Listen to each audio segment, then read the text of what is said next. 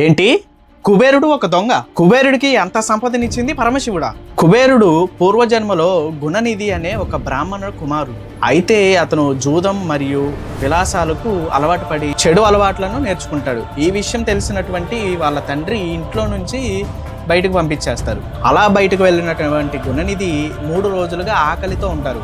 అయితే అప్పుడు ఒక శివాలయం వద్దకు వెళ్ళి శివాలయంలో ప్రసాదం దొంగలించడానికి ప్రయత్నిస్తారు. అయితే ఎవరూ లేని సమయంలో గర్భగుడిలోకి వెళ్ళి ప్రసాదం దొంగలిద్దామని ప్రయత్నిస్తుండగా అక్కడ ఉన్నటువంటి దీపము కొండెక్కడం జరుగుతుంది. అయితే కొండెక్కుతుందని చెప్పి అతనికి ఉన్నటువంటి పంచలో నుంచి ఒక ముక్కను తీసి దీపానికి ఒత్తిగా వెలిగించి స్వామికి దీపారాధన చేస్తారు. అది కాక అది శివరాత్రి. అయితే అక్కడ ఉన్నటువంటి గ్రామస్తులు చూసి ప్రసాదం దొంగలించడానికి వచ్చాడని చెప్పి కొట్టి చంపేస్తారు. ఇది తెలిసిన పరమశివుడు ధన్ముడు అనే రాజుగా వచ్చే జన్మలో ఆయన జన్మిస్తారు. అలాగే ఆ తరువాతి అవతారంలో కుబేర అవతారం తీసుకుంటారు. అయితే శివయ్యకు దాదాపుగా 10,000 సంవత్సరాల పాటు తపస్సు చేస్తే శివుడు ప్రత్యక్షమయ్యి కుబేర అనే నామకరణం చేసి ప్రపంచంలో ఉన్నటువంటి సంపదలన్నిటికీ అధిపతిని చేస్తాడు శివయ్య. అలాగే బ్రహ్మ మరియు శివుడి యొక్క ఆశీస్సులతో మొత్తం ప్రపంచానికి ధనాధిపతి అవుతాడు.